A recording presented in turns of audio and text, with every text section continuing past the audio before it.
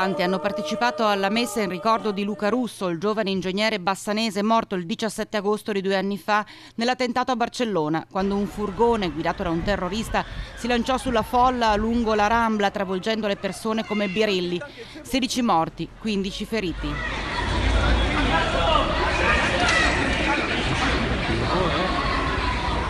Luca si trovava a Barcellona con la fidanzata Marta Scomazzon, che rimase ferita. È lei che, con la sua forza d'animo, nonostante l'enorme dolore che l'ha colpita, ha sempre lottato per tenere vivo il ricordo di Luca, a cominciare da quell'albero che ha voluto piantare al Giardino Parolini nel cuore di Bassano, simbolo di vita. Una gratitudine particolare la dobbiamo a Marta, per come nell'ordinario, nel quotidiano, lei ha saputo rigenerare questo evento, no? E darci il segno proprio di una persona molto giovane che riprende la vita quotidiana, fatta di impegno, fatta di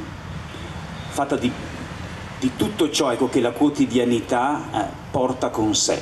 Penso che questa prova della vita in qualche modo sia, per quanto dura sia stata, è una prova che devo assolutamente superare. Insomma, sto riuscendo a superare bene, mi sembra, e a continuare quello che avevo in mente di fare, finire gli studi, laurearmi, andare avanti con la mia vita, fare tante cose. Vediamo adesso cosa mi aspetta, però sinceramente andando avanti a tappe sicuramente riuscirò a proseguire.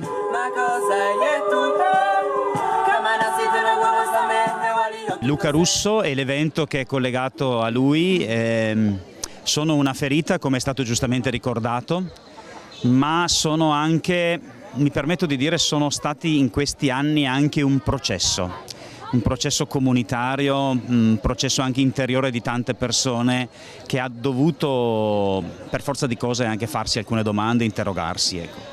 E questi eventi ci provocano e ci invitano proprio a domandarci che tipo di esseri umani, che tipo di comunità vogliamo essere, che tipo di interazioni vogliamo creare.